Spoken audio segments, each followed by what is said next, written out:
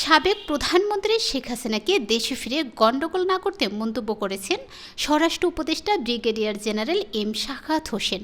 সোমবার দুপুরে স্বরাষ্ট্র মন্ত্রণালয়ের সম্মেলন কক্ষে হিন্দু মহাজোট নেতাদের সঙ্গে বৈঠক শেষে সাংবাদিকদের তিনি এসব কথা বলেন। তিনি বলেন, আপনি এখানে ওখানে বলেছেন দেশে ফিরবেন, আপনি কেন গেছেন? আপনি তো স্বেচ্ছায় গেছেন। আপনি আসেন, আপনার দেশ, আবার আসেন, কিন্তু গণ্ডগোল পাকাবেন না, তাহলে লোকজন আরও ক্ষেপে যাবে। আপনাকে আমরা শ্রদ্ধা করি।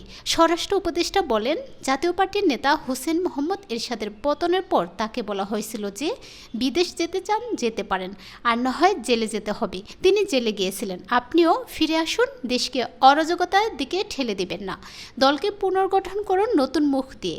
Brigadier general M Sakhawat Hossain আরও বলেন, আমরা কোনো ডিরেক্টর চাই না, জবাবদিহিমূলক সরকার চাই।